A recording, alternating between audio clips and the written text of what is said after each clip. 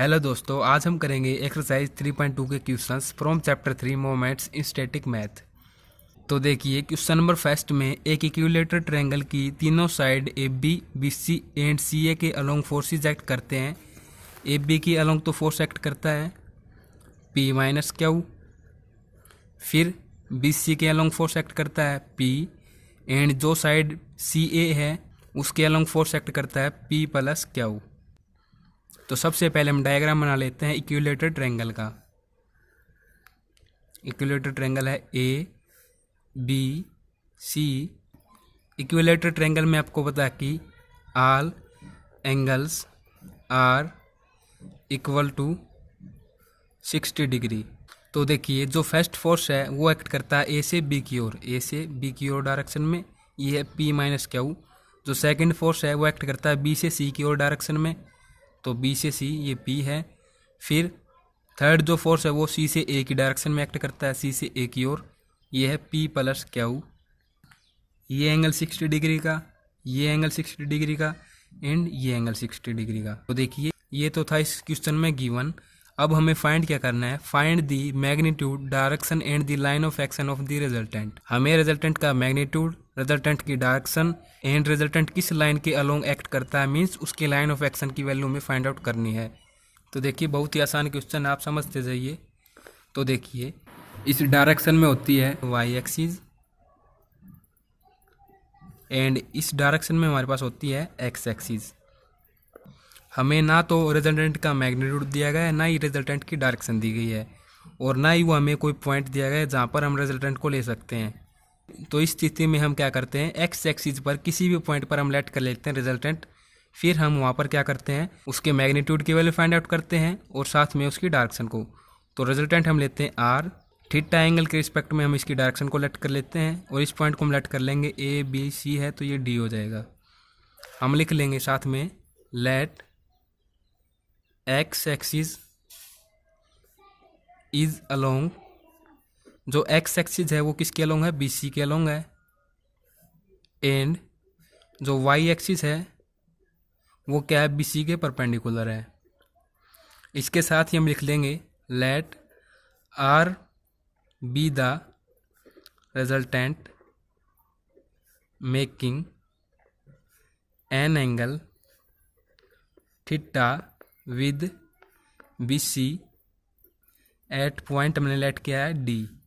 तो देखिए आपको रिजोल्विंग पार्ट के बारे में तो पता ही है, जैसे कि देखिए ये दो फोर्स हैं, ये एंगल थीटा है, ये कोई ओ पॉइंट है, और इन दोनों फोर्स का ये रिजल्टेंट है आर।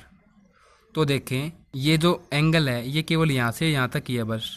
तो जिस साइड में आप कह सकते हैं ये एक्स एक्सिस है, ये वाई एक्सिस है। तो देखो जिस साइड में एंगल होता है ना वहाँ पर हमारा होता है कोस, एंड जो अदर साइड होती है वहाँ पर हम लेते हैं साइन।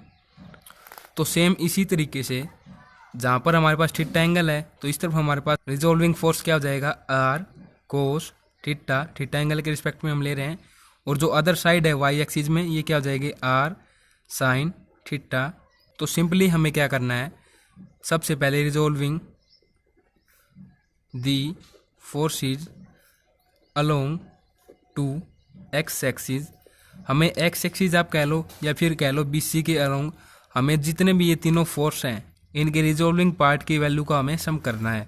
तो सबसे पहले हम लेते हैं R cos theta means X direction की ओर। तो देखें सबसे पहला फोर्स क्या है, पी फोर्स है, तो इसकी डायरेक्शन क्या है, रिजोल्विंग पार्ट की बिल्कुल सही डायरेक्शन है, एक्स एक्सिस की ओर ही है, तो ये हो जाएगा पॉजिटिव पी कोस, और एंगल क्या है यहाँ से एक्स एक्सिस के अलोंग इसी प्लेन पर है, तो एंगल हमारे पास हो जाएगा 0 डिग्री। फिर नेक्स्ट फोर्स आता है हमारे पास पी प्लस क्यू। तो देखो इसका एंगल ये है, हम क्या निकाल रहे हैं, कोस थीटा के रिस्पेक्ट में, मीन्स तो एंगल के रिस्पेक्ट में रिजोल्व पार्ट होता है उसके रिस्पेक्ट में हम निकाल रहे हैं यहाँ पर। तो देखें इसकी जो डायरेक्शन है वो क्या वाई एक्सिस में है, और अगर आप इस तरीके से मैं आपको बताना चाहूँगा इसकी डायरेक्शन है कुछ इस तरीके से ऊपर की ओर। तो इसकी डिफरेंट डायरेक्शन होने की वजह से ये हो जाएगा हमारे पास नेगेटिव पी प्लस क्यू कोस, एंगल है इसका 60 डिग्री। इसी तरीके से आप ये देखें थर्ड फोर्स है, इसकी डायरेक्शन क्या है, इस तरीके से है, देखो इस तरीके से इसकी लाइन एक्शन को थोड़ा और नीचे लेके आता हूँ, इस डायरेक्शन में ये फोर्स है, और देखो इस तरीके से इस तरफ ले जाएं इसका रिजोल्विंग पार्ट, ये एंगल यहाँ पर 60 डिग्री का है। तो देखो ये हम तो ये निकाल रहे हैं जो एंगल रिस्पेक्ट में बनता है ना, रिजोल्विंग पार्ट हम उसकी वैल्यू हमें लेनी है। तो देखो इसकी डायरेक्शन क्या है, इस डायरेक्शन में है, तो ये डिफरेंट डायरेक्शन में है। एक्स एक्सिस तो हमारे पास इस तरफ है, तो ये भी हमारे पास क्या होगा, नेगेटिव होगा। Negative P minus Q into में कोस 60 डिग्री। ये आप समझ जाएंगे, 1 से 2 क्वेश्चन करेंगे, बड़ी आसानी के साथ आप समझ जाएंगे इसको भी। तो देखिए कोस 0 डिग्री पर होता है 1, तो यहाँ से P minus P plus Q, cos 60 degree पर क्या होता है 1/2 minus P minus Q, cos 60 degree पर फिर से 1/2, तो यहाँ पर भी 2, यहाँ पर भी 2 है, तो हम क्या ले लेंगे, एलसीएम ले लेंगे 2 को। तो 2 एलसीएम हो गया, यहाँ पर हो जाएगा 2p, माइनस के अंदर multiply, minus P minus Q, यहाँ से माइनस पी और इस माइनस की इससे मल्टीप्लाई होकर प्लस क्या हो जाएगा। तो देखिए ये नेगेटिव क्या हुआ है एंड ये पॉजिटिव क्या हुआ है, ये दोनों हो जाएंगे कैंसिल। फिर ऊपर क्या रहता है 2p, ये माइनस पी एंड ये भी माइनस पी, ये दोनों हो जाएंगे प्लस, तो ये हो जाएंगे माइनस 2p अपॉन में 2 है, ये दोनों हो जाएंगे कैंसिल क्योंकि ये पॉजिटिव ये नेगेटिव, हमारे पास ये क्या जाएगा 0। तो फर्स्ट इक्वेशन हमारे पास हो जाएगी आर कोस थीटा के रिस्पेक्ट में इक्वल टू 0, इसको लेट कर लेंगे इक्वेशन फर्स्ट। अब हम क्या निकालेंगे, रिजोल्विंग जो हमारा अदर रिजोल्विंग पार्ट है ना आर साइन थीटा के रिस्पेक्ट में, इसके अलोंग हम देखेंगे फोर्स का रिजोल्विंग पार्ट के सम साइन थीटा के रिस्पेक्ट में। तो लिख देंगे यहाँ पर resolving the forces along to Y axis, या आप ऐसे लिख सकते हो परपेंडिकुलर टू BC। तो देखो आर साइन थीटा, तो देखिए जो फर्स्ट फोर्स है P, उसका जो रिजोल्विंग पार्ट है वो क्या एंगल बना रहा है वाई एक्सिस के अलोंग। तो देखो यहाँ पर ये P फोर्स क्या 0 डिग्री का एंगल बना रहा है, तो यहाँ पर हम लिख देंगे P साइन 0 डिग्री। फिर देखो नेक्स्ट फोर्स हमारे पास है P प्लस क्यू, तो देखो हम एंगल के अलोंग नहीं निकाल रही है, तो हमारा एंगल के अलोंग हो जाएगा। इस डायरेक्शन में जो हमारा होता है वो हमारा कहलाता है अदर कंपोनेंट, और हम निकाल रहे हैं अदर कंपोनेंट ही साइन थीटा के रिस्पेक्ट में।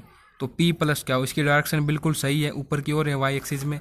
अब की बार ये प्लस हो जाएगा यहाँ से P प्लस क्यू इंटू में साइन 60 डिग्री। फिर देखिए आता हमारे पास third force P minus Q, तो देखो इसकी डायरेक्शन है ये यहाँ से, और ये जो रिजोल्विंग पार्ट होता है ना थीटा के अलोंग, उसकी डायरेक्शन है ये होता है कोस थीटा के अलोंग, ये होता है साइन थीटा के अलोंग। तो इसकी डायरेक्शन आप देख रहे हो ये नीचे की ओर है, तो ये वाई एक्सिस के अपोजिट है, तो यहाँ पर हम इसको नेगेटिव ले लेंगे, minus P minus Q into में साइन 60 डिग्री। तो देखो जितना आप अपने आप से इनको समझने की कोशिश करोगे उतने ही आपको ये आसान लगेंगे। साइन 0 डिग्री पर 0 होता है, तो यहाँ से P प्लस क्यू इंटू में साइन 60 डिग्री है, साइन 60 डिग्री पर होता है √3/2 minus P minus Q into में √3/2। √3/2 कॉमन ले लेंगे, तो अंदर क्या रह जाएगा P प्लस क्यू, यहाँ से माइनस की मल्टीप्लाई कर देंगे माइनस P, और ये हो जाएगा प्लस क्यू। √3/2 हमने बाहर ले लिया, तो देखो ये नेगेटिव P ये पॉजिटिव P कैंसिल कर देंगे, Q plus Q 2Q into में √3/2, 2 से 2 कैंसिल, यहाँ से हमारे पास क्या आ जाएगा √3 इंटू में क्यू। तो नेक्स्ट इक्वेशन जो हमारी सेकंड आ जाएगी वो क्या आ जाएगी R sine theta equal to किसकी आ जाएगी √3 क्यू के। इसको हम नेट कर लेंगे इक्वेशन सेकंड। तो सबसे पहले हम क्या करेंगे, जो आर हमने यहाँ पर रिजल्टेंट लिया है ना, इसके मैग्नीट्यूड की वैल्यू ही निकाल लेंगे। तो यहाँ पर मैं देता हूँ मैग्नीट्यूड ऑफ रिजल्टेंट। दो इक्वेशन हमारे पास आ चुकी हैं, तो सिंपली हम क्या कर देंगे, इन दोनों का स्केयर कर देंगे, इस तरीके से लिख देंगे squaring and adding equation first and equation second. तो फर्स्ट जो इक्वेशन थी वो थी R cos theta equal to 0, तो ये हो जाएगा आर स्केयर, अंदर मैं ले रहा हूँ इनको, आर कॉमन है, यहाँ से भी आर एंड यहाँ से भी आर, अंदर ये हो जाएगा sine square theta plus cos square theta equal to, देखें 0 है तो 0 हो जाएगा, इसका स्केयर करेंगे राइट हैंड साइड में, तो ये हो जाएगा 3Q स्केयर, ये आपको पता है 1 के इक्वल हो जाता है यहाँ से, तो R square equal to 3Q square. Square को हम यहाँ से रिमूव करेंगे ताकि हम आर की रिजल्टेंट की वैल्यू निकाल पाएँ। तो देखो बोथ साइड अंडर रूट हम लगा देंगे इस तरीके से, तो ये तो इससे कैंसिल हो जाएगा, ये यहाँ से कैंसिल, तो आर का मैग्नीट्यूड हमारे पास क्या आ जाएगा रिजल्टेंट का √3Q। अब हमें सेकेंडली क्या निकालना है, रिजल्टेंट की डायरेक्शन ऑफ रिजल्टेंट। तो देखिए इन्हीं दो इक्वेशन की सहायता से निकालेंगे, वो भी हम क्या कर देंगे dividing equation second by equation first. तो सेकंड इक्वेशन क्या थी, आर साइन थीटा अपॉन में फर्स्ट इक्वेशन क्या है, आर कोस थीटा के रिस्पेक्ट में। सेकंड इक्वेशन में हमारे पास क्या आई थी वैल्यू, √3 क्याउ के इक्वल, हाँ अब शायद आपको दिखी होगी, √3 क्याउ अपॉन में 0, जो कि हमारे पास फर्स्ट इक्वेशन से आई थी। तो देखो समथिंग अपॉन में 0 आपको बता देता हूँ, समथिंग अपॉन में 0, ऊपर कोई भी वैल्यू हो अपॉन में 0 होता है। तो दोस्तों पता नहीं क्यों लेकिन बीच में अचानक वीडियो बंद हो गई, तो केवल हमने ये 2 लाइन ही आगे की हैं। यहाँ से आपको बता देता हूँ हम क्या कर रहे थे, मैंने दोबारा वीडियो देखी है तो उसमें हम ये कर रहे थे समथिंग अपॉन में 0 हमारे पास होता है इनफाइनाइट के इक्वल। इसके साथ ही यहाँ पर देखो आर से आर कैंसिल हो जाएगा, साइन थीटा अपॉन में कोस थीटा हमारे पास हो जाता है टेन थीटा के इक्वल, और ये वैल्यू हमारे पास आ जाएगी इनफाइनाइट के इक्वल। तो 10 इनफाइनाइट पर होता है π/2 पर, मीन्स 90 डिग्री पर। तो हमारे पास जो थीटा एंगल की वैल्यू आ जाएगी वो आ जाएगी 90 डिग्री के इक्वल। तो इससे हमारे पास जो रिजल्टेंट की डायरेक्शन है उसकी वैल्यू आ चुकी है, एंड जो रिजल्टेंट का मैग्नीट्यूड है उसकी वैल्यू आ चुकी है √3 क्याउ। तो अब हमें फाइंड क्या करना है, line of action of the resultant. हमें ये तो पता चल गया, रिजल्टेंट के मैग्नीट्यूड की वैल्यू हमें पता चल गई, इसके साथ ही हमें पता चल गया कि जो डायरेक्शन है रिजल्टेंट की थीटा एंगल पर वो हमारे पास है 90 डिग्री पर, BC प्लेन पर ये 90 डिग्री पर है, मतलब कि ये इस तरीके से होगा कुछ, हमें रिप्रेजेंट नहीं करना, केवल आपको बता रहा हूँ। हमें ये पता चल गया कि जो हमारा एंगल है रिजल्टेंट का वो परपेंडिकुलर है BC पर, कहाँ पर है ये हमें पता नहीं है, उसकी लाइन ऑफ एक्शन क्या है ये हमें पता नहीं है, केवल हमने D पॉइंट लेट किया है यहाँ पर ये। तो एक्स एक्सिस पर हमें इस D पॉइंट की वैल्यू फाइंड आउट करनी है, मान लो कि इस पॉइंट से लेकर हमें D पॉइंट तक की वैल्यू फाइंड आउट करनी है। आसान शब्दों में आप समझे तो इससे हमें ये पता चलेगा कि BC जो प्लेन है, या आप कह सकते हो एक्स एक्सिस पर हमारे पास D पॉइंट कहाँ पर है, क्या उसकी डिस्टेंस है इस B पॉइंट से, B से D की। तो D हमें पता नहीं है, केवल हमें यहाँ पर लेट कर रखा है, क्या वो यहाँ पर आएगा, यहाँ पर आएगा, क्या डिस्टेंस होगी उसकी BC के अलोंग। तो सबसे पहले तो हम ये लिख देते हैं रिजल्टेंट का क्या मैग्नीट्यूड आया हमारे पास, किस डायरेक्शन पर आया। तो देखिए रिजल्टेंट √3 क्याउ परपेंडिकुलर ऑन BC, हमें ये तो पता चल गया। अब हमें क्या फाइंड आउट करना है, line of action of resultant. तो देखिए यहाँ पर दोस्तों हमारे पास जो वेरगन्स थ्योरम हमने पढ़ी थी उसका कंसेप्ट यहाँ पर यूज होगा, उसी के अकॉर्डिंग हमारा सब कुछ वर्क होगा इसमें। तो वेरगन्स थ्योरम के अकॉर्डिंग हमने क्या समझा था कि मान के चलिए ये कोई पॉइंट है, यहाँ पर 2 फोर्स हैं इस तरीके से, और ये इन दोनों फोर्स का रिजल्टेंट है। तो हमने क्या इस फिक्स पॉइंट के अलोंग इस फोर्स का एंड इस फोर्स का मूवमेंट ऑफ फोर्स निकाला और उन दोनों का सम कर दिया, जैसे कि P एंड क्या हुआ है इनका मूवमेंट ऑफ फोर्स, और जो R रिजल्टेंट है उसका भी हमें मूवमेंट ऑफ फोर्स निकाला सेम फिक्स पॉइंट के अलोंग, वो हमने इक्वल ले लिया इन 2 फोर्स के इक्वल, इन 2 फोर्स के मूवमेंट ऑफ फोर्स के इक्वल। तो सेम हमें इसी प्रकार से यहाँ पर करना है, मूवमेंट ऑफ फोर्स निकालेंगे हम इस ट्रायंगल के किसी भी पॉइंट को आप ले लो A B C, किसी भी एक पॉइंट को आप B को मान लो, चाहे C को मान लो या चाहे A को मान लो, फिक्स पॉइंट हमें मानना है, और उसके अलोंग हमें इन तीनों फोर्स का मूवमेंट ऑफ फोर्स निकालना है। उसके साथ ही हमें इस D पॉइंट से रिजल्टेंट का मूवमेंट ऑफ फोर्स निकालना है। इन तीनों फोर्स के मूवमेंट ऑफ फोर्स को हम सम कर देंगे, इक्वल टू हम ले लेंगे रिजल्टेंट के मूवमेंट ऑफ फोर्स के। तो यहाँ पर तो शायद इतनी जगह नहीं कि आपको क्लियर ये डायग्राम में मैं बता सकूँ, इसलिए मैं डायग्राम अगेन यहाँ पर पढ़ना देता हूँ। तो देखिए इस तरीके से डायग्राम हो जाएगा, Y एक्सिस, इस तरफ X एक्सिस, डायग्राम सेम ही है लेकिन आपको थोड़ा अच्छी प्रकार से समझ में आ जाए इसलिए मैं यहाँ पर बता रहा हूँ। ये फोर्स है P माइनस क्यू, ये फोर्स है P प्लस क्यू, यहाँ पर है P, ये यहाँ पर रिजल्टेंट हमने लेट कर रखा है R इक्वल टू हमारे पास इसकी मैग्नीट्यूड की वैल्यू क्या आ चुकी है √3 क्यू, थीटा हमारे पास क्या आ चुका है 90 डिग्री, ये D पॉइंट पर है।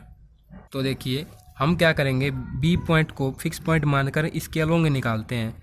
हमें यहाँ पर लिखना नहीं है अकॉर्डिंग टू वेरगन्स थ्योरम, केवल हमें यहाँ पर ये लिखना है मूवमेंट अबाउट B। तो देखें सबसे पहले तीनों फोर्स का मूवमेंट ऑफ फोर्स निकाल कर सम करते हैं। तो देखें ये जो फोर्स है P माइनस क्यू एंड जो P फोर्स है ये B पॉइंट पर मतलब कि एक ही प्लेन पर एक्ट कर रहे हैं, मतलब इस B पॉइंट का और ये इस फोर्स का जो प्लेन है वो सेम है, इसका भी सेम है, इस पॉइंट के अलोंग है ये भी। तो यहाँ से क्या होगा, इन दोनों फोर्स की जो परपेंडिकुलर डिस्टेंस है वो हमारे पास 0 हो जाएगी। तो केवल हम ये लिख देंगे यहाँ पर P minus Q multiply 0 plus P multiply 0। अब देखो ये जो थर्ड फोर्स है इसका B के अलोंग परपेंडिकुलर डिस्टेंस क्या होगा, इस तरीके से ले लेंगे उसको हम, इस पॉइंट को हम लेट कर लेंगे यहाँ से ई, क्योंकि ए बी सी डी हमारे पास हो चुका है। तो सिंपली देखो ये जो फोर्स ई पॉइंट पर लगेगा तो किस डायरेक्शन में इसको फिक्स पॉइंट के अलोंग रोटेट करेगा, इस डायरेक्शन में। ये डायरेक्शन क्या है, एंटी क्लॉकवाइज है। तो फोर्स हमारे पास हो जाएगा positive P plus Q into में परपेंडिकुलर डिस्टेंस है यहाँ से बी ई इक्वल टू, देखिए आर जो हमारा रिजल्टेंट है उसके अलोंग इसकी परपेंडिकुलर डिस्टेंस क्या होगी फिक्स पॉइंट के अलोंग। तो कुछ इस तरीके से इसकी लाइन एक्शन को इस तरीके से रिप्रेजेंट कर देंगे नीचे की ओर, इसके बिल्कुल आमने सामने हो जाती है। तो इस तरीके से हम रिप्रेजेंट करके यहाँ पर देखिए ये 90 डिग्री का एंगल यहाँ पर बन रहा है। तो हमारे पास ये परपेंडिकुलर हो रही है। इस पॉइंट को हम लेट कर लेंगे, ई हमने लेट किया तो अफ, तो बी अफ इसकी परपेंडिकुलर डिस्टेंस हो जाएगी रिजल्टेंट की। तो देखिए आर मल्टीप्लाई बी अफ, देखिए ये फोर्स है इस डायरेक्शन में ये रिजल्टेंट, तो यहाँ पर अफ पर ये एक्ट करता है तो इस डायरेक्शन में इसको रोटेट करता है। तो ये डायरेक्शन क्या है, एंटी क्लॉकवाइज, तो ये भी पॉजिटिव आएगा। आर मल्टीप्लाई बी अफ, तो देखिए यहाँ से ये तो हो जाएंगे जीरो। हमारे पास रहता है क्या है पी प्लस क्यू इंटू में B E equal to R multiply B F. तो बी ई की एंड बी एफ की जो हमारे पास ये परपेंडिकुलर डिस्टेंस है इसकी वैल्यू हम निकालते हैं। तो बी ई अपॉन में ये तो इसका बेस है एस सी, इसके हाइपोटेन्यूज को हम लेते हैं।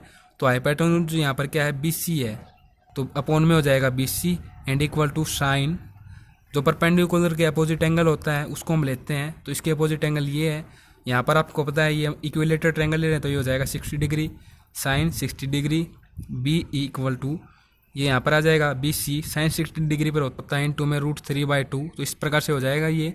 तो यहाँ पर हम वैल्यू पुट कर देते हैं पी प्लस क्यू इंटू में बी सी √3/2। अब देखो आर जो रिजल्टेंट है उसका मैग्नीट्यूड की वैल्यू हमारे पास आ चुकी थी ना, वो क्या आई थी √3 इंटू में क्यू। बी एफ की वैल्यू हम निकाल लेते हैं यहाँ से। तो बी एफ अपॉन में देखें इसका जो हाइपोटेन्यूज है वो क्या है, ये तो बेस है, हाइपोटेन्यूज है यहाँ से B D equal to sine, तो देखो परपेंडिकुलर के अपोजिट एंगल हमारे पास ये बनता है। तो देखो ये 90 डिग्री है तो इसके सामने वाला ये एंगल भी क्या होगा 90 डिग्री होगा। तो साइन 90 डिग्री यहाँ से क्या हो जाएगा B F equal to B D sine 90 degree, और साइन 90 डिग्री पर क्या होता है 1 के इक्वल। तो हमारे पास आ जाएगा बी डी इंटू में 1 इंटू में हो जाएगा यहाँ से बी डी। तो दोस्तों यहाँ से एक बार फिर से वीडियो कट हो गई तो उसके लिए मैं माफ़ी मांगता हूँ, पता नहीं क्या दिक्कत आई हुई है। तो देखो यहाँ पर सिंपली क्या क्या है वो आपको बता देता हूँ मैं। यहाँ पर हमारे पास बी डी आ चुका था, यहाँ से हमें इसकी परपेंडिकुलर डिस्टेंस निकाल ली। तो देखिए सिंपली हमें करना क्या है, हमने बी से डी की डिस्टेंस निकालनी है। तो केवल हम बी डी को यहाँ पर रखेंगे और इस √3 अपॉन में क्या हुआ है इसको हम इस तरफ ले आएंगे इसके, तो ये यहाँ पर हो जाएगा अपॉन में। अपॉन में आने के बाद ये √3 से √3 कैंसिल हो जाएगा। फिर देखो जो ये क्यू है इसको हम सेपरेट कर लेंगे यहाँ पर पी प्लस क्यू के अपॉन में। तो पी अपॉन में क्या हो जाएगा, यहाँ से क्यू अपॉन में क्या होगा तो 1 हो जाएगा। यहाँ से हमारे पास क्या रहता है बी सी एंड ये 2 रह जाता है, तो हमारे पास बाहर हो जाएगा बी सी अपॉन में 2। तो इतना हमने किया है। अब आपको बताता हूँ क्या करना है। तो देखिए इसके अंदर हम मल्टीप्लाई कर देते हैं तो क्या आ जाएगा B D equal to P plus Q into में बी सी एंड जो ये 2 है इसकी मल्टीप्लाई होगी अपॉन में, तो ये हो जाएगा 2 क्यू प्लस फिर बी सी के अंदर मल्टीप्लाई कर देते हैं 1 से, तो ये हो जाएगा बी सी अपॉन में 2। तो इस तरीके से जो हमारे पास बी डी की डिस्टेंस है वो आ जाएगी। बी डी की डिस्टेंस क्या ही है उसको आप समझिए। जो ये पॉइंट बी है तो इससे अगर आप देखें डी कहाँ पर है एक्स एक्सिस पर, तो देखिए ये इस वैल्यू पर है पी अपॉन में 2 क्यू इंटू में बी सी। तो देखिए ये कहाँ पर है, अब देखो ये प्लस में क्या है बी सी अपॉन में 2। बी सी अपॉन में 2 मीन्स बी सी का मिड पॉइंट, मान लो कि बी सी का हाफ होगा तो बी सी का मिड पॉइंट होगा वो। तो देखो जो बी सी का मिड पॉइंट है उसके प्लस में ये डिस्टेंस है। तो देखिए बी सी के मिड पॉइंट में अगर हम इस वैल्यू को प्लस करते हैं तो हमारे पास आ जाएगी बी पॉइंट की value along the B C. तो हम सिंपली क्या लिख देंगे, इस तरीके से लिख देंगे हैंस दी रिजल्टेंट। हमें केवल यहीं तक करना था इस क्वेश्चन को, हमें केवल बी डी की वैल्यू ही निकालनी थी। Hence the resultant meets B C at a distance, किस डिस्टेंस पर मीट करता है बी सी से, वो पी अपॉन में 2 क्यू इंटू में बी सी। फिर वो क्या है from the mid point of B C. तो हमारे पास इस तरीके से जो डी पॉइंट है या आप कह सकते हैं जो रिजल्टेंट है उसकी लाइन ऑफ एक्शन की वैल्यू आ चुकी है। तो नेक्स्ट क्वेश्चन करते हैं। बिल्कुल सेम है एज इट इज क्वेश्चन 1 के। तो देखिए इसकी स्टेटमेंट क्या है। 3 forces P, 2P and 3P act along the side AB, BC and CA of a equilateral triangle ABC।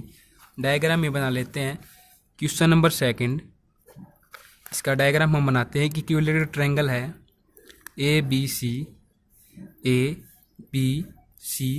A से B पर जो फोर्स एक्ट करता है A से B डायरेक्शन पे वो है P। फिर B से C डायरेक्शन की ओर जो फोर्स है वो है 2P। फिर है C से A डायरेक्शन की ओर वो क्या है 3P। और ये एक इक्विलेटरल ट्रायंगल है तो इसका ये एंगल क्या हो जाएगा 60 डिग्री, ये भी 60 डिग्री एंड ये भी 60 डिग्री। हमें इसमें फाइंड क्या करना है, find the magnitude and the direction of the resultant. हम सबसे पहले रिजल्टेंट को लेट कर लेते हैं सेम उसी प्रकार से। ये एक्स एक्सिस हो गई, इस तरफ हो जाएगी वाई एक्सिस। इस किसी भी पॉइंट पर हमने लेट कर लिया डी पॉइंट मानकर यहाँ पर रिजल्टेंट आर, और ये थीटा एंगल के रिस्पेक्ट में इसकी डायरेक्शन। तो हमें क्या करना है, क्वेश्चन में कहा गया है कि हमें रिजल्टेंट की मैग्नीट्यूड एंड डायरेक्शन को फाइंड आउट करना है सबसे पहले। तो सिंपली हम फाइंड आउट कर देते हैं सबसे पहले। तो सेम उसी प्रकार से हम लिख देंगे resolving along to X axis. देखिए रिजोल्विंग दी फोर्स आप लिखें ताकि और अच्छा लगे। तो इसके तहत एक्स एक्सिस पर हमारे पास ये एंगल थीटा है ना, तो यहाँ पर हमारा रिजोल्विंग पार्ट क्या हो जाएगा आर कोस थीटा, यहाँ पर हो जाएगा आर साइन थीटा। तो हम सबसे पहले आर कोस थीटा के रिस्पेक्ट में निकालते हैं। तो इस तरीके से यहाँ से आप लिख देंगे R cos theta equal to जो फर्स्ट फोर्स है वो क्या है 2P। ये क्या है इसी प्लेन पर है तो इसका जो एंगल है वो क्या आ जाएगा 0 डिग्री, ये हो जाएगा 0 डिग्री। फिर देखो ये सेम फोर्स है उसी की तरह 3P हम निकाल रहे हैं एक्स एक्सिस के अलोंग। तो इसका जो रिजोल्विंग पार्ट है उसकी डायरेक्शन क्या है डिफरेंट डायरेक्शन है, ऊपर की ओर है वाई एक्सिस में। तो ये हो जाएगा -3P कोस 60 डिग्री। फिर देखो सेम इसी प्रकार से जो P फोर्स है उसकी लाइन ऑफ एक्शन को आप इस तरीके से निकालते हो तो ये इस तरीके से हो जाएगी इसकी फोर्स की डायरेक्शन। और इस तरीके से देखो यहाँ पर एंगल क्या है 60 डिग्री वर्टिकल एंगल, और हमारे पास इस तरीके से होते हैं। तो देखो इस एंगल के रिस्पेक्ट में हमारे पास ये इस डायरेक्शन में होगा इसका रिजोल्विंग पार्ट।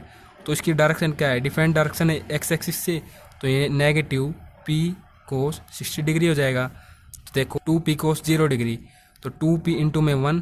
फिर देखो -3P कोस 60 डिग्री, कोस 60 डिग्री पर क्या होता है 1/2 माइनस P इंटू में कोस 60 डिग्री है यहाँ पर भी 1/2 हो जाएगा।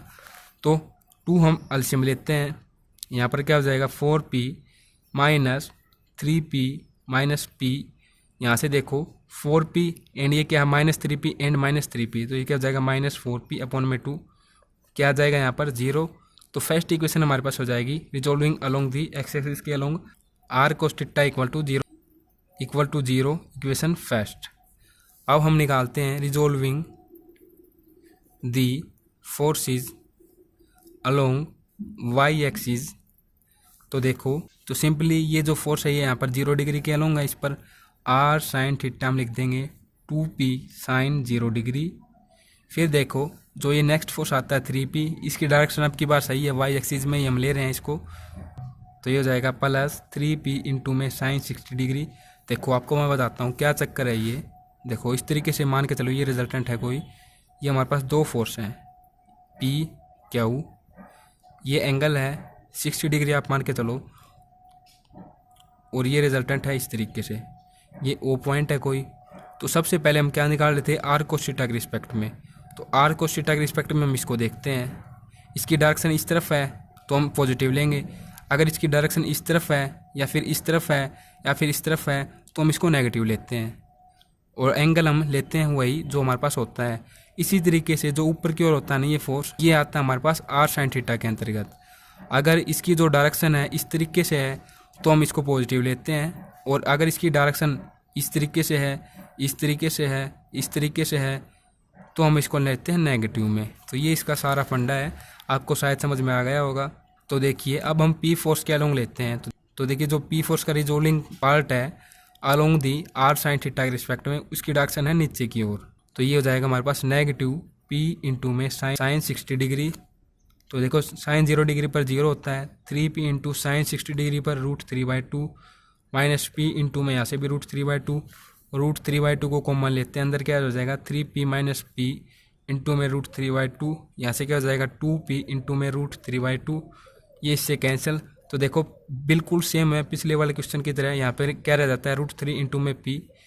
तो यहाँ से हम इक्वेशन ले लेंगे r sin theta equal to √3 into में p, इक्वेशन सेकेंड।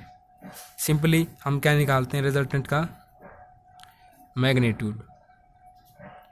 तो इसके लिए हम क्या कर देंगे, squaring and adding equation first and equation second. तो r square sine square theta plus r square कोस स्केयर थीटा, ये 0 है। यहाँ से क्या हो जाएगा 3p स्केयर। अगर इसका हम स्केयर करते हैं तो r स्केयर को कॉमन ले लेंगे, अंदर रहता है sine square theta plus cos square theta equal to 3p square. तो यहाँ से ये हो जाएगा 1 के equal. r square equal to 3p square. Both side under root हम कर देते हैं ताकि हम रिजल्टेंट r की वैल्यू निकाल पाएँ। इस तरफ क्या हो जाएगा √3 इंटू में √p स्केयर। तो इससे कैंसिल, यहाँ से क्या आ जाएगा, ये इससे कैंसिल होकर r इक्वल टू √3 इंटू में p। तो हमारे पास ये रिजल्टेंट के मैग्नीट्यूड की वैल्यू आ गई। अब ये रिजल्टेंट एक्ट किस डायरेक्शन पर करता है, कौन सा इसका एंगल है, उसकी वैल्यू हम निकालते हैं। इसके लिए हम क्या कर देंगे, dividing equation second by equation first. तो r साइन थीटा अपॉन में r cos theta equal to, ये क्या था साइन थीटा के रिस्पेक्ट में √3p, कोस थीटा के रिस्पेक्ट में आया था 0। तो ये हो जाएगा यहाँ से इन्फाइनेट, r से r cancel, tan theta equal to infinite. तो tan इन्फाइनेट पर होता है कहाँ पर, थीटा इक्वल टू π/2 पर। ये 90 डिग्री आ जाएगा फिर से। तो आपको ये पता चल गया कि जो रिजल्टेंट है उसका मैग्नीट्यूड आएगा हमारे पास √3p, एंड जो उसकी डायरेक्शन है उसका जो एंगल है वो आएगा 90 डिग्री। मतलब कि ये स्ट्रेट होगा बिल्कुल एक्स एक्सिस पर, ये स्ट्रेट है। पर ये स्ट्रेट है किस पॉइंट पर, ये हमें नहीं पता है। तो देखो नेक्स्ट क्वेश्चन में जो लाइन कही गई थी वो क्या है, फाइंड द पॉइंट डी। जो हमने डी पॉइंट लिया है ना, हमें उसकी वैल्यू फाइंड आउट करनी है in the line of action meet the side BC। तो ये थोड़ा सा डिफरेंट रहने वाला है। डिफरेंट क्यों रहने वाला है, देखो उसमें तो हमने क्या फाइंड आउट किया था, हमने किया था जो पॉइंट डी था ना, उसकी हमें लाइन ऑफ एक्शन की डिस्टेंस फाइंड आउट की थी। इस क्वेश्चन में हमें फाइंड आउट करना होगा पॉइंट डी। मतलब कि पॉइंट डी की वैल्यू क्या है यहाँ पर, कहाँ से, BC के अलोंग हम BC पर वो किस तरीके से मीट करता है, उसकी लाइन ऑफ एक्शन की वैल्यू। मतलब कि आपको आसान बान लैंग्वेज में समझाऊँ तो ये BC यहाँ पर ख़त्म होता है। BC यहाँ से लेकर हमें यहाँ तक की लाइन ऑफ एक्शन की जो वैल्यू है वो मतलब कि CD की वैल्यू में फाइंड आउट करनी है। CD की जो डिस्टेंस है वो हमें फाइंड आउट करनी है कि वो BC पर किस तरीके से आती है। देखिए थोड़ा सा और आसान आपको जो मैं समझाता हूँ, जैसे कि मान कर चलिए एक एग्जांपल मैं ले रहा हूँ, ये B पॉइंट है, ये C पॉइंट है एंड ये D पॉइंट है। ये BC की डिस्टेंस यहाँ से यहाँ तक क्या है 6 मीटर है। C से D की डिस्टेंस हमारे पास है 3 मीटर। ये 3 मीटर हमने फाइंड आउट कर ली। अब हमने क्या करना है, अब हमें इसको रिप्रेजेंट करना है कि ये BC पर किस तरीके से रिप्रेजेंट होगा। तो देखो इसको हम क्या कह सकते हैं कि BC का हाफ मतलब इसके यहाँ पर मीट करेगा BC पर। मतलब कि देखो आपको पता है CD को हम कुछ इस प्रकार से लिख सकते हैं BC/2, क्योंकि ये 3 मीटर है और ये 6 मीटर है। तो ये यहाँ से यहाँ तक की रिप्रेजेंट करेगा। मतलब कि इसको उठाकर हम यहाँ रख दें तो कुछ इस तरीके का ये क्वेश्चन है। आपको समझ में आ जाएगा जब हम इसको करते हैं। हमें CD की वैल्यू फाइंड आउट करनी है, मेनली आपको समझ में आ गया होगा। तो देखिए मैं डायग्राम बना रहा हूँ अगेन, ये y एक्सिस है, ये x एक्सिस है। और देखिए एक ट्रिक आपको बताता हूँ, जब भी हमें कुछ इस तरीके से क्वेश्चन में आ जाए फाइंड द पॉइंट D, तो उसके लिए हमें क्या करना होता है, जो हम फिक्स पॉइंट लेते हैं ना, जिसके अलोंग हम मूवमेंट ऑफ फोर्स निकालते हैं तीनों फोर्स का और रिजल्टेंट का। तो फाइंड द पॉइंट D बोल दिया ना, तो जिस पॉइंट ने इसने कहा ना, जिस पॉइंट को इसने कहा है उसी पॉइंट को हमें फिक्स मानकर उसके अलोंग हमें मूवमेंट ऑफ फोर्स निकालना होता है। तो सबसे पहले मैं ट्रायंगल बना देता हूँ, ABC, फोर्स यहाँ पर है P, यहाँ पर 3P, यहाँ पर 2P, 60 degree angle, 60 degree angle. ये मान के चलिए अब D पॉइंट पर ये रिजल्टेंट है हमारे पास R। ये थीटा एंगल है, ये हमारे पास आ चुका है 90 डिग्री। R रिजल्टेंट का मैग्नीट्यूड आया √3p। हमें CD की वैल्यू फाइंड आउट करनी है, D मतलब कि D पॉइंट की वैल्यू यहाँ से फाइंड आउट करनी है, मतलब कि ये डिस्टेंस हमें फाइंड आउट करनी है। सिंपली हम क्या कर देंगे, टेकिंग मूवमेंट एट D, जिस पॉइंट के अलोंग हमें वैल्यू फाइंड आउट करनी है उसी को हम फिक्स पॉइंट मानकर मूवमेंट ऑफ फोर्स निकाल लेते हैं। तो देखिए ये क्या हो जाएगा, यहाँ से सबसे पहले हम फोर्स का मूवमेंट ऑफ फोर्स निकालते हैं अलोंग दिस पॉइंट। तो देखिए 2p, ये तो एक ही प्लेन पर है, परपेंडिकुलर डिस्टेंस यहाँ पर 0 होगी। 2p इंटू में 0 कर देता हूँ फिर देखो 3p है, तो इस पॉइंट के लोग हम निकाल रहे हैं, तो इसकी परपेंडिकुलर डिस्टेंस हम कुछ इस प्रकार से रिप्रेजेंट कर देंगे। या फिर इस तरीके से ना करके आप क्या करो, और आसान ये रहेगा, अच्छा भी लगेगा, ये आप नीचे की ओर ले जाओ इसकी लाइन ऑफ एक्शन को, इस तरीके से रिप्रेजेंट कर दो, तो ये हमारा परपेंडिकुलर पॉइंट हो जाएगा। एंड पी फोर्स के अलोंग हम इस तरीके से ले लेंगे, तो यहाँ से हमारी ये परपेंडिकुलर डिस्टेंस हो जाएगी पी के रिस्पेक्ट में। देखो इस पॉइंट को हम मान देते हैं ई, एंड इस पॉइंट को हम लट कर लेते हैं एफ। तो सबसे पहले हम 3p फोर्स को लेते हैं, तो देखो ये इसकी परपेंडिकुलर डिस्टेंस है यहाँ पर। तो देखिए ये फोर्स इस डायरेक्शन में है, तो ये इस डायरेक्शन में अगर लगेगा इस परपेंडिकुलर डिस्टेंस में, तो अलोंग द फिक्स पॉइंट इसको ये रोटेट करेगा कुछ इस प्रकार से, इस डायरेक्शन में इसको रोटेट करेगा। तो ये डायरेक्शन क्या है, क्लॉकवाइज है, तो नेगेटिव होगा ये। फिर इसी तरीके से आप ये देखें, इसकी जो परपेंडिकुलर डिस्टेंस है इसके अलोंग इस फोर्स की डायरेक्शन है ये वाली, तो इसको ये कुछ इस तरीके से रोटेट करेगा, तो ये हमारे पास पॉजिटिव होगा। तो सिंपली p प्लस हो जाएगा हमारे पास p इंटू में परपेंडिकुलर डिस्टेंस यहाँ से यहाँ तक क्या है डी ई, ये नेगेटिव होगा, नेगेटिव 3p इंटू में परपेंडिकुलर डिस्टेंस हमारे पास D F equal to r multiply जो इसकी परपेंडिकुलर डिस्टेंस होगी। देखो परपेंडिकुलर डिस्टेंस हमारे पास 0 हो जाएगी, क्योंकि r फोर्स के रिस्पेक्ट में हम मोमेंट ऑफ फोर्स निकाल रहे हैं और ये d पॉइंट पर निकाल रहे हैं, तो एक ही प्लेन पर होने की वजह से ये हो जाएगा r इक्वल मल्टीप्लाई 0। तो यहाँ से देखो आप p इंटू में डी ई रहता है, एंड यहाँ से 3p इंटू में डी एफ रहता है इक्वल टू 0। तो सिंपली हम D E and D F जो हमारे पास परपेंडिकुलर डिस्टेंस है इनकी वैल्यू निकाल लेते हैं और पुट कर देते हैं यहाँ पर। तो डी ई ये परपेंडिकुलर डिस्टेंस अपॉन में इसका हाइपोटेन्यूज, तो देखो ये तो बेस है ए बी, हाइपोटेन्यूज यहाँ से क्या है बी डी, तो B D equal to sine opposite angle क्या है इसके ये वाला है, तो साइन 60 डिग्री यहाँ से। तो डी ई इक्वल टू क्या हो जाएगा, ये यहाँ पर जाके बी डी साइन 60 डिग्री पर क्या होता है √3/2 1/2 होता है। तो देखिए इस तरीके से हो जाने के बाद यहाँ पर पुट कर देते हैं डी ई की वैल्यू पी इंटू में बी डी इंटू में 1/2 माइनस 3p डी एफ की वैल्यू हम निकालते हैं परपेंडिकुलर डिस्टेंस की डी एफ। तो डी एफ ये है अपॉन में हाइपोटेन्यूज क्या होगा, तो देखो ये तो बेस है इस फोर्स का, तो हाइपोटेन्यूज यहाँ से क्या हो जाएगा सी डी यहाँ पर हाइपोटेन्यूज इक्वल टू साइन, अब परपेंडिकुलर ये है तो इसका अपोजिट एंगल ये होगा, तो यहाँ से 60 डिग्री है तो यहाँ पर भी 60 डिग्री होगा, तो साइन इंटू में 60 डिग्री, तो D F equal to C D यहाँ पर जाएगा 60 डिग्री पर साइन क्या होता है 1/2, तो यहाँ पर क्या हो जाएगा सी डी इंटू में 1/2 इक्वल टू 0। तो देखो यहाँ पर क्या है p एंड यहाँ पर p है, यहाँ पर 1/2 यहाँ पर 1/2, इसको हम कॉमन ले लेते हैं, तो यहाँ से क्या रहता है बी डी माइनस 3cd, बाहर हमने क्या ले लिया p अपॉन में 2 इक्वल टू यहाँ पर 0, तो इसको हम इस तरफ ले जाएंगे सभी को, तो बी डी माइनस 3cd ये उस तरफ जाएंगे, तो ये हो जाएगा इस तरीके से, ये कंप्लीट 0 हो जाएगा यहाँ से। तो यहाँ से क्या रहता है हमारे पास बी डी माइनस 3cd, तो देखो बी डी इसके बीच क्या आता है सी पॉइंट आता है, तो इसको हम कुछ इस प्रकार से लिखेंगे B C plus C D minus 3cd यहाँ पर है इक्वल टू 0। तो देखो ये क्या हो जाएगा C D minus 3cd B C minus 2cd हो जाएगा इक्वल टू 0। तो हमें तो बी सी डी की वैल्यू निकालने हैं, सी से डी की डिस्टेंस, तो सी डी इक्वल टू ये इस तरफ आएगा तो नेगेटिव हो जाएगा माइनस बी सी, एंड यहाँ पर -2 है, तो ये माइनस से minus cancel, C D equal to 2 यहाँ पर आएगा इसके अपॉन में, तो बी सी अपॉन में यहाँ पर हो जाएगा 2। तो इस तरीके से हमने इसकी वैल्यू निकाल दी, तो ये क्वेश्चन हमारा यहाँ पर कंप्लीट होता है। नेक्स्ट क्वेश्चन करते हैं हम। नेक्स्ट क्वेश्चन क्या है, थर्ड का क्वेश्चन बड़ा ही आसान क्वेश्चन है, सेम एज टी जैन की तरह ही। तो देखिए A B C is an isosceles triangle. Isosceles triangle आपको बताना चाहूँगा मैं। आइसोस्केल्स ट्रायंगल वो ट्रायंगल होता है जिसके दो एंगल आप कह सकते हैं या फिर दो साइड इक्वल होते हैं। इसके साथ इसने कहा है वो एंगल ए बी सी है ना, तो एंगल ए क्या है 120 डिग्री है। Force of magnitude 1 and √3 act along A B A C and B C के अलोंग यहाँ पर ये फोर्स एक्ट करते हैं। डायग्राम बनाते हैं ताकि आप और अच्छे से इसको समझ पाओ। तो देखो ये एक आइसोस्केल्स ट्रायंगल है, ए बी सी दो एंगल सेम होते हैं। तो देखो ए इसने गिवन में बता दिया ये होता है 120 डिग्री के इक्वल, ये इसने गिवन में बता दिया ये 120 डिग्री है। फिर देखो ये दोनों क्या हो जाएंगे, आपको पता है ये 180 डिग्री होता है ना कंप्लीट, तो यहाँ पर ये हो जाएगा 30 डिग्री एंड ये 30 डिग्री। फिर फोर्स एक्ट करते हैं। फोर्स क्या बताया था इसने, A B A C and B C, यहाँ पर 1 एंड यहाँ पर √3।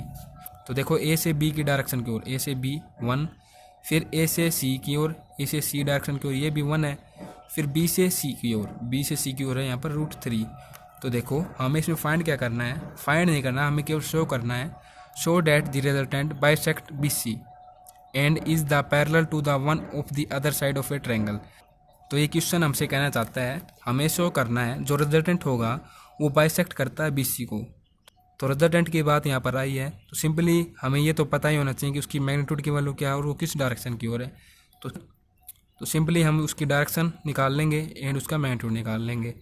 तो सेम उसी प्रकार से हम यहाँ पर करते हैं, ये x एक्सिस ये y एक्सिस लेट कर लेते हैं D पॉइंट पर हम रिजल्टेंट R, ये उसका एंगल थीटा है उसके डायरेक्शन के रिस्पेक्ट में। रिजोल्विंग लिख देता हूँ, resolving the forces along x axis, यहाँ से होता है R cos थीटा, इस तरफ होता है हमारा other component R sin theta. तो R cos theta equal to √3, ये फोर्स है, ये क्या हो जाएगा D0 डिग्री पर है तो cos 0 डिग्री। फिर देखो अब की बार जो ये फोर्स है इसकी डायरेक्शन नीचे की ओर है, तो इस तरीके से इसकी लाइन ऑफ एक्शन इस तरीके से मैं ड्रा कर लेता हूँ ताकि आपको समझ में आए। इस डायरेक्शन में ये फोर्स और ये एंगल 30 डिग्री है यहाँ पर, इस तरीके से ये फोर्स है, तो इसका जो रिजोल्विंग पार्ट होगा एंगल के रिस्पेक्ट में वो होगा इस डायरेक्शन में, और ये यहाँ पर वर्टिकल एंगल 30 डिग्री आ जाएगा। तो हम तो एंगल के रिस्पेक्ट में मीन्स ये हमें फाइंड आउट करना है cos थीटा के रिस्पेक्ट में। तो ये एक्स एक्स की ओर है, तो ये एक्स एक्सिस की ओर है, तो अब की बार ये होगा यहाँ से पॉजिटिव। फोर्स क्या है यहाँ पर 1, हमारे पास ये एंगल हो जाएगा।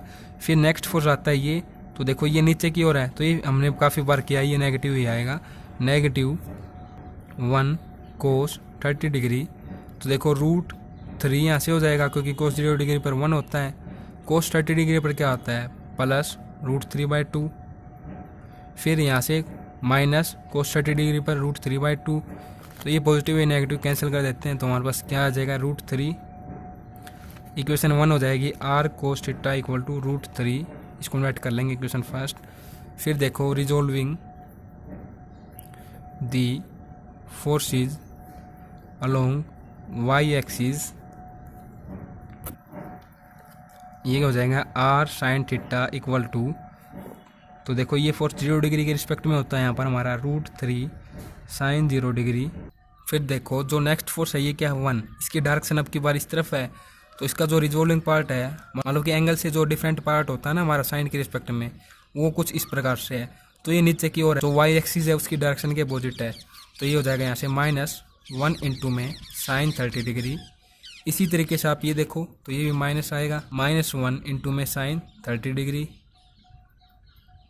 तो यहाँ से क्या हो जाएगा sin 0 डिग्री पर 0 होता है, यहाँ से आप देखो -1 इंटू में 1/2, फिर -1 इंटू में 1/2, ये यहाँ से क्या हो जाएगा -1 एंड -1 -2/2, यहाँ से आ जाएगा -1, यह आ जाएगी इक्वेशन सेकंड। इस प्रकार से आप इसको लिख दो R sin theta equal to -1 equation second. अब हम क्या कर देंगे for magnitude of resultant squaring and adding equation first and equation second. तो देखो R स्केयर हम बाहर लेते हैं, अंदर रह जाएगा sine square theta plus cos square theta equal to, देखो तो यहाँ से -1 है ये, तो ये जाएगा +1, फिर प्लस ये √3 है, इसका स्केयर हम करते हैं तो ये आ जाएगा 3 के इक्वल, ये हो जाएगा 1। R स्केयर इक्वल टू क्या आ जाएगा 4 के इक्वल। तो R का जो मैग्नीट्यूड है मीन्स R की फॉर्म में इसको निकालते हैं, तो बोथ साइड हम क्या करते हैं अंडर रूट हम करते हैं, तो ये हो जाएगा 2 का स्केयर, ये इससे कैंसिल और ये इससे कैंसिल, तो R की वैल्यू हमारे पास क्या आ जाएगी 2। तो जो रिजल्टेंट का मैग्नीट्यूड है उसकी वैल्यू हमारे पास आ गई 2। अब हम क्या करते हैं डायरेक्शन ऑफ रिजल्टेंट को हम फाइंड आउट करते हैं। तो देखो ये क्या हो जाएगी, यहाँ पर आपको बता देता हूँ, dividing equation second by equation first. तो देखो R sin थीटा अपॉन में R cos theta equal to -1 upon में √3, ये दोनों cancel, tan theta equal to -1 upon में √3। तो देखिए जो tan होता है वो √1 अपॉन में √3 होता है, कहाँ पर जब थीटा हमारे पास हो 30 डिग्री पर। ये माइनस मैंने इसीलिए लगाया क्योंकि ये माइनस है। तो देखिए जो आप ये नेगेटिव साइन देख रहे हैं, ये हमारे पास किसकी वजह से आया है? जो हमारे पास नेगेटिव वैल्यू आई है ना साइन थीटा की, उसकी वजह से आया है। इसलिए जब हमने इक्वेशन सेकंड को इक्वेशन फर्स्ट से डिवाइड किया तो जो हमारे पास थीटा की वैल्यू आई 10 के अंतर्गत, वो हमारे पास आई नेगेटिव में। और आपको मैं बताना चाहूँगा कि 10 हमारे पास होता है सेकंड क्वाड्रेंट पे नेगेटिव। तो सेकंड क्वाड्रेंट हमारा 180 डिग्री के अंतर्गत आता है, तो ये कुछ इस प्रकार से हो जाएगा। तो इसलिए हम थीटा की वैल्यू किस तरीके से निकाल देंगे, theta equal to 180 degree minus 30 degree. तो हमारे पास थीटा की वैल्यू हो जाएगी 150 डिग्री। तो ये हमारे पास डायरेक्शन आ जाएगी रिजल्टेंट के रिस्पेक्ट में। तो सेकेंडली जो क्वेश्चन में कहा गया था आफ्टर द बाइसेक्ट के, वो कहा गया था कि is parallel to the one other side of a triangle. जो हमारे पास रिजल्टेंट होगा ना, वो किसी भी वन साइड के ट्रायंगल की पैरेलल होगा। मान लो कि पैरेलल किस तरीके से होगा, आपको समझ लें एक बार इस बात को। डायग्राम अगेन बना रहा हूँ, तो एक बार मैं वीडियो को रोक देता हूँ ताकि वीडियो ज़्यादा लंबी नहीं बने, पहले डायग्राम ही बना लेता हूँ। तो देखिए इतना डायग्राम हमने बना दिया, जो सिंपली हमने यहाँ पर बनाया है। अब बात आती है हमें वन साइड को इक्वल दिखाना रिजल्टेंट के पैरेलल में। तो देखो हम यहाँ पर हमारे पास डी पॉइंट पर रिजल्टेंट है। तो देखो हमारे पास जो थीटा का एंगल क्या बना है 150 डिग्री।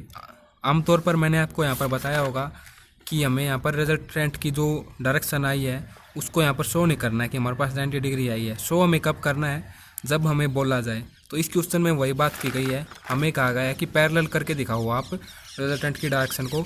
तो अब यहाँ पर हम शो कर देते हैं। तो देखो 150 डिग्री का एंगल हमारे पास कुछ इस प्रकार से बनेगा। ये 30 डिग्री, यहाँ से यहाँ तक 30 डिग्री, ये हो जाएगा कंप्लीट 150 डिग्री, जो कि हमारे पास थीटा की वैल्यू आई थी।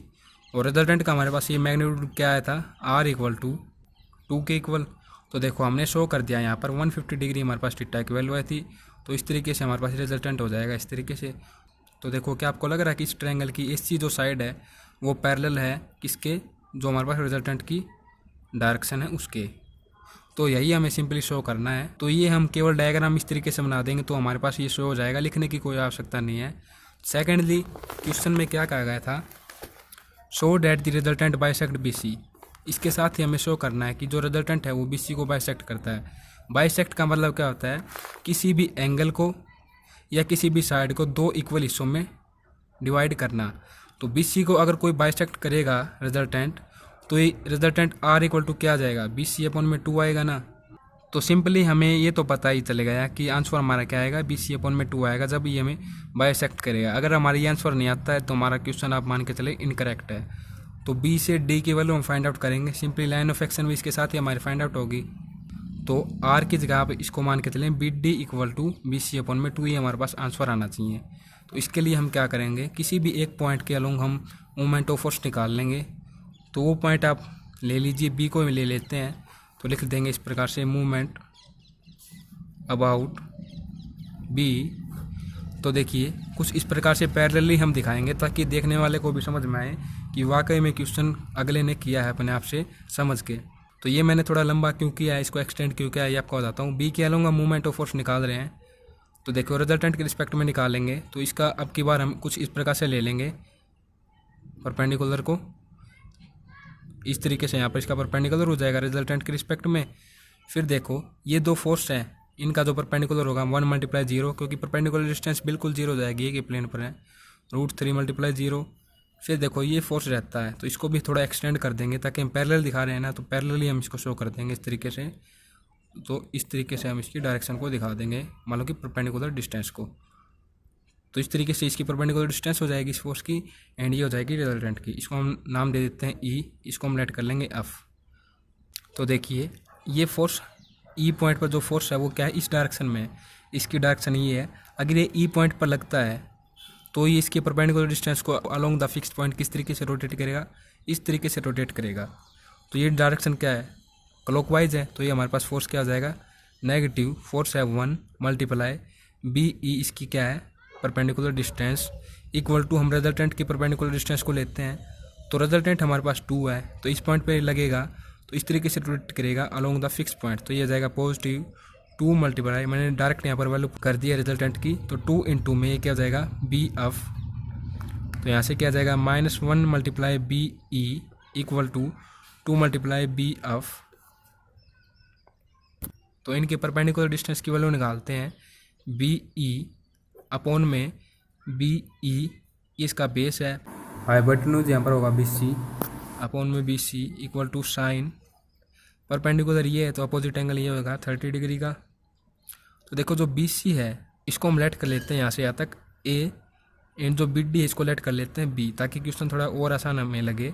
तो ये हमने ए लेट कर लिया, तो देखो बी ई इक्वल टू यहाँ पर ये जाएगा बी सी की जगह हमने ए लेट किया, तो ए साइन 30 डिग्री पर होता है 1/2, तो इंटू में हो जाएगा 1/2, पुट कर देंगे यहाँ पर -1 इंटू में ए अपॉन में 2 multiply B F, B F की वैल्यू हम निकालते हैं। बी एफ अपॉन में जिसका हाइपोटेन्यूज है ये क्या है बी डी, तो बी डी हमने लेट कर लिया यहाँ पर बी, तो इक्वल टू साइन, तो देखो परपेंडिकुलर डिस्टेंस के अलोंग अपोजिट एंगल क्या है यहाँ पर 30 डिग्री, तो इसी तरीके से हो जाएगा बी एफ, इसको ले जाएंगे उस तरफ, ये भी क्या हो जाएगा बी अपॉन में 2 के इक्वल, तो बी अपॉन में 2 आ जाएगा यहाँ से। तो देखो ये 2 से ये 2 कैंसिल हो जाएगा, तो हमारे पास b की वैल्यू क्या आ जाएगी b equal to -a upon में 2।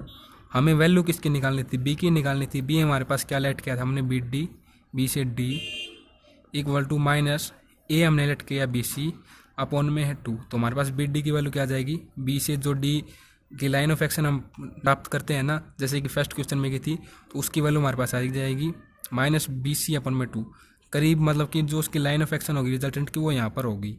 तो यहाँ पर हमें ये शो नहीं करनी है, केवल हमें इसकी वैल्यू निकालनी थी।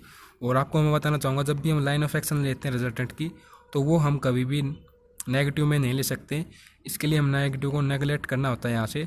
तो बी डी इक्वल टू हमारे पास आ जाएगा बी सी अपॉन में 2, तो हम लिख देंगे line of action of the resultant